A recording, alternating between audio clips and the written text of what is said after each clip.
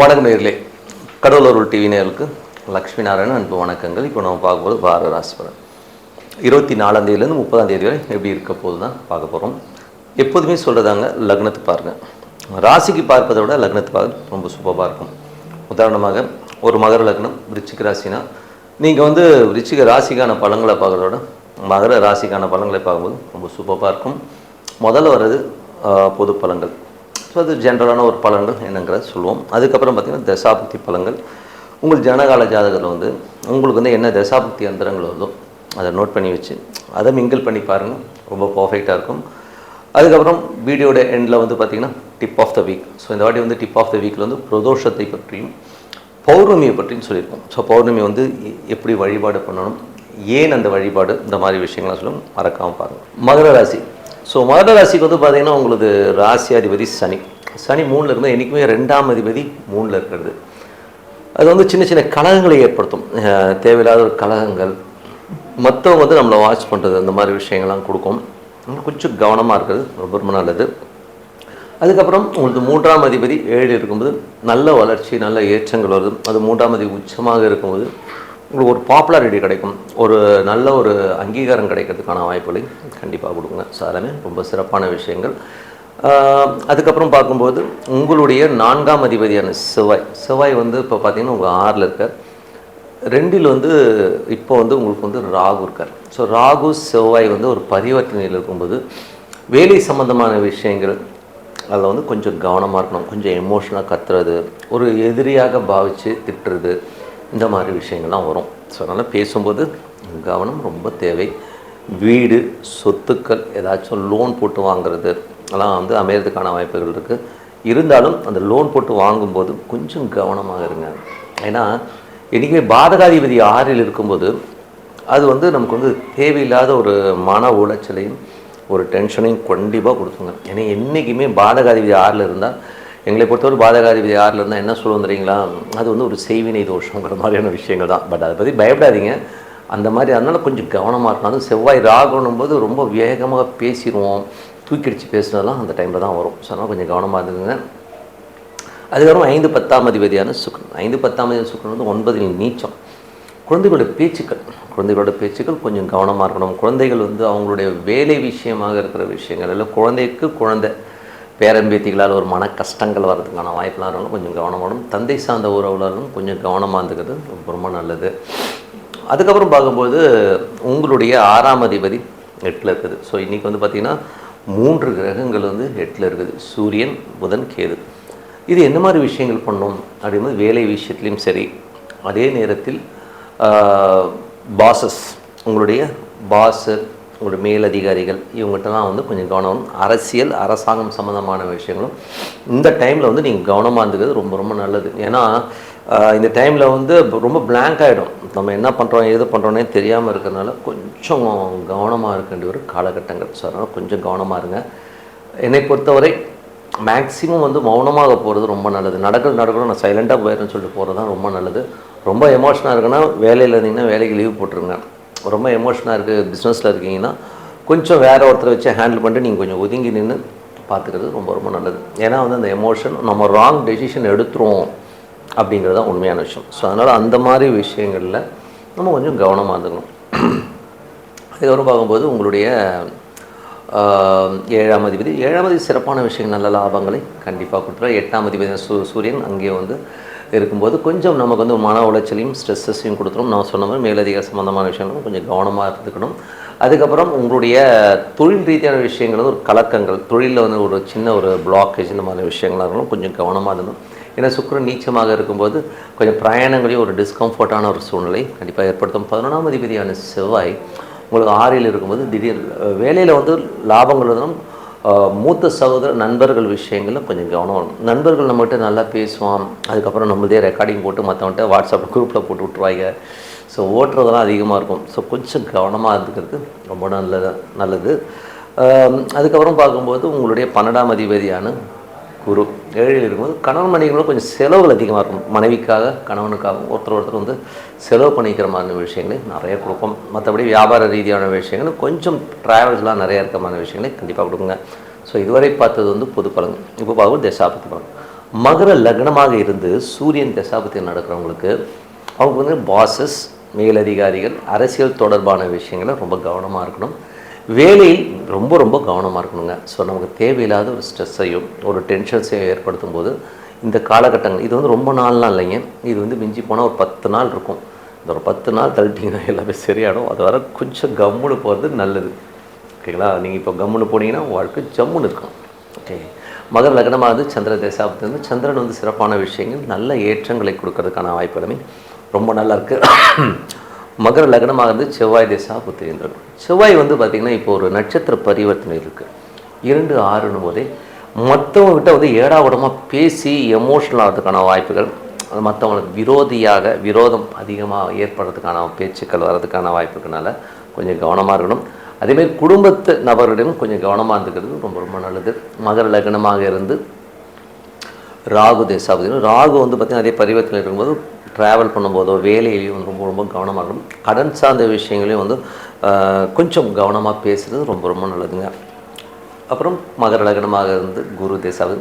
குரு சிறப்பான விஷயங்கள் உங்கள் முயற்சிகளில் பெரிய வெற்றி கிடைக்கிறதுக்கான வாய்ப்புகள் எல்லாமே ரொம்ப அற்புதமாக இருக்குது. மகர லக்னமாக இருந்து சனி தேசாபதி. சனி 3ல் வக்கரமாக இருக்கும். முயற்சிகளில் வந்து கொஞ்சம் வேகமாக இருக்கிற மாதிரி தான் கொஞ்சம் டயர்ட்னஸ் இருக்கும். நாளைக்கு பண்ணிக்கலாம் அப்படிங்கிற போஸ்ட்பான் பண்ணுறமான விஷயங்களாக இருக்கும். கொஞ்சம் கவனமாக இருந்துக்கிறது ரொம்ப ரொம்ப நல்லது. மகர லக்னமாக இருந்து புதன் தேசாபுத்தி வந்தவர்கள். புதன் 6, 9ஆம் அதிபதி உங்களுக்கு வந்து புதனாக இருந்து அவர் வந்து பார்த்திங்கன்னா இப்போ 8ல் இருக்கும்போது வேலை, தந்தை சார்ந்த உறவுல நம்ம ஒரு டென்ஷன்ஸ் இருக்கும். இப்போது வெளிநாட்டில் இருக்கும்போது ஒரு மனக்கலக்கங்கள், ஒரு ஸ்ட்ரெஸ்ஸான சூழ்நிலை இருக்கிறனால ஒரு வாரம் 10 நாள் எந்த ஒரு டெசிஷனும் எடுக்காது. கொஞ்சம் பொறுமையாக ஹேண்டில் பண்ணுறது ரொம்ப ரொம்ப நல்லது. அப்புறம் மகர லக்னமாக இருந்து கேது தேசம். கேது வந்து சட்ட ரீதியான விஷயங்கள், லீகல் சம்மந்தமான விஷயங்கள்லாம் கொஞ்சம் கேர்ஃபுல்லாக ஹேண்டில் பண்ணுறது ரொம்ப ரொம்ப நல்லது. மகர லக்னமாக இருந்து சுக்கிர தேசாபதி. சுக்கிரன் வந்து பார்த்திங்கன்னா உங்களுக்கு வந்து குழந்தைகளால் ஒரு மன உளைச்சல் இருக்கிறதுக்கான வாய்ப்பு, குழந்தை பேரன் பேத்திகளால் வந்து ஒரு மன உளைச்சல் வர்றதுக்கான வாய்ப்புகள் இருக்கும் சில பேருக்கு. தந்தை சார்ந்த உறவுகளும் ஒரு சின்ன ஒரு கலக்கங்கள் இருக்கிறதுக்கான வாய்ப்பு இருக்கனால கொஞ்சம் கவனமாக இருக்கிறது ரொம்ப ரொம்ப நல்லது. மகர லக்னமாக இருந்து சுக்கிரன் வந்து நீச்சமாக இருக்கும். பெண்கள் விஷயங்களும் கொஞ்சம் கவனம். ட்ராவலெல்லாம் வந்து கொஞ்சம் டிஸ்கம்ஃபர்ட்டாக ஃபீல் பண்ணுவீங்க. மற்றபடி என்னங்க, என்னை பொறுத்தவரை நல்ல ஒரு பிரார்த்தனை, மனதார வந்து ஒரு இறைவனை வந்து அமைதியாக, அது எந்த தெய்வமாக வேணால் இருக்கலாம், ஸோ அமைதியாக வந்து அந்த பர்டிகுலர் டைமில் வந்து ரெகுலராக ப்ரே பண்ணிட்டு வரும்போது கண்டிப்பாக வந்து நம்ம அடுத்த கட்டத்துக்கு போகிறதுக்கான வாய்ப்புலாம் ரொம்ப சிறப்பாக இருக்குது. Tip of the week. So tip of the வீக்கில் இப்போ நம்ம பார்க்க போகிறது பார்த்திங்கன்னா ஃபஸ்ட் வந்து பிரதோஷம். பிரதோஷம்ங்கிறது வந்து எப்படி வருதுன்னா ஒரு விஷ வேலைன்னு சொல்லுவோம். ஸோ விஷ வேலைன்றது வந்து பார்த்திங்கன்னா நமக்கு இந்த தோஷங்களை போக்குற ஒரு சமயம். இது வந்து 15 நாட்களுக்கு ஒரு முறை வருங்க. ஸோ அந்த மாதிரி கால வேளையில் ஈஸ்வரன் நினைச்சு ஈஸ்வர சன்னிதானத்தில் உட்காந்து பிரார்த்தனை பண்ணும்போது அந்த பர்டிகுலர் ஒரு 20 நிமிடங்கள் இருக்குது. அந்த 20 நிமிடத்துலேருந்து ஒரு அரை மணி நேரத்தில் வந்து உங்கள் தோஷங்கள்லாம் விலகுங்க. ஸோ அதுதான் பிரதோஷம். அது விஷ வேலைன்னு சொல்லுவோம். ஸோ அந்த விஷ வேலையில் வந்து இறைவனை வந்து இது பண்ணும்போது அற்புதமான பலன்கள். நான் ஏற்கனவே சொன்ன மாதிரி என் நண்பர்கள் பல பேர்களுக்கு வந்து இது ஒரு நல்ல விஷயமாக நடந்திருக்கு.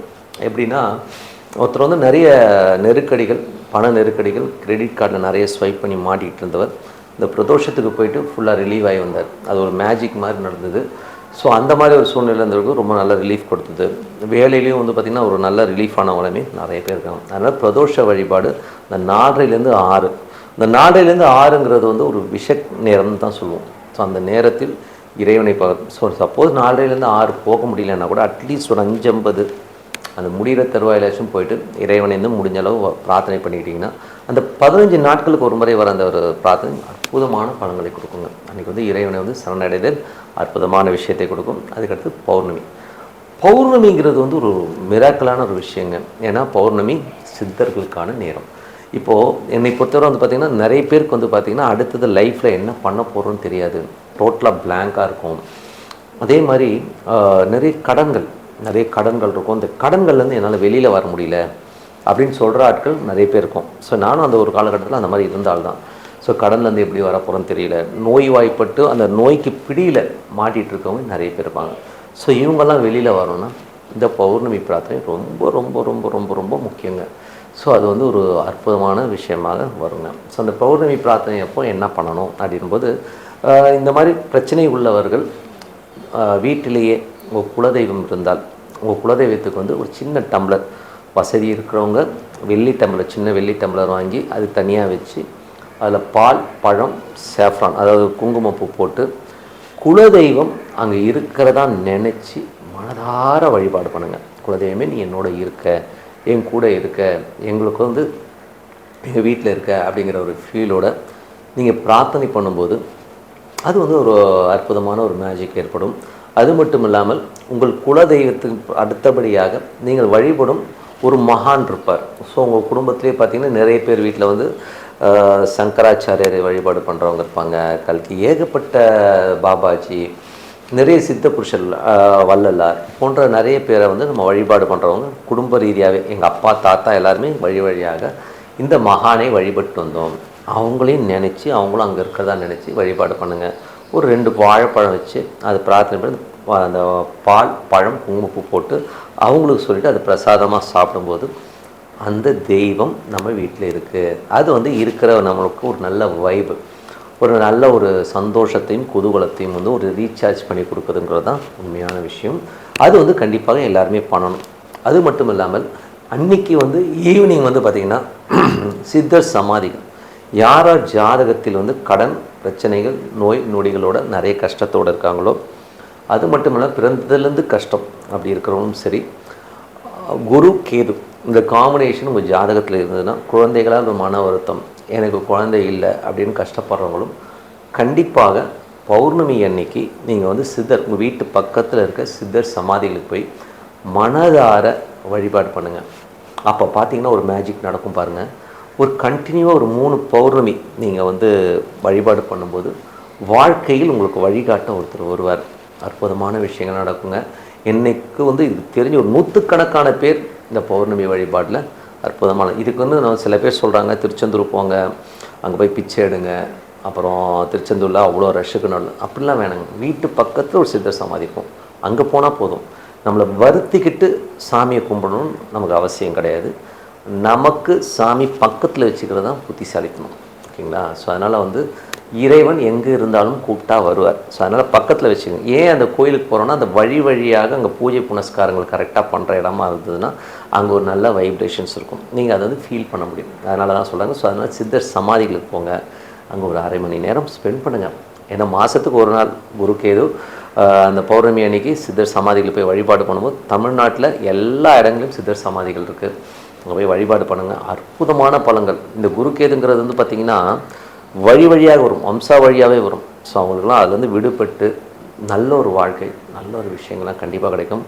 மறக்காமல் இதை மிஸ் பண்ணாமல் பண்ணுங்கள். ஸோ வந்து பௌர்ணமி வந்து பார்த்திங்கன்னா உங்களுக்கு வந்து 26ஆம் தேதி சாயங்காலம், 27ஆம் தேதியும் இருக்குது. ஸோ உங்களுக்கு கரெக்டான டைம் பார்த்து நீங்கள் போய் வழிபாடு பண்ணும்போது அற்புதமான பலன்கள் உங்களை தேடி வரும். மறக்காமல் பண்ணுங்கள் சொல்லிட்டு உங்களிடம் விடைபெறுவது உங்கள் லட்சுமி நாராயண். நன்றி, வணக்கம். கடவுள் அருள் டிவியை பார்த்தமைக்க நன்றிகள். மேலும் இது போன்ற தகவல்களை தெரிந்து கொள்ள கடவுள் அருள் டிவியை சப்ஸ்கிரைப் செய்யுங்கள். மறக்காமல் பெல் ஐக்கானை கிளிக் செய்யுங்கள்.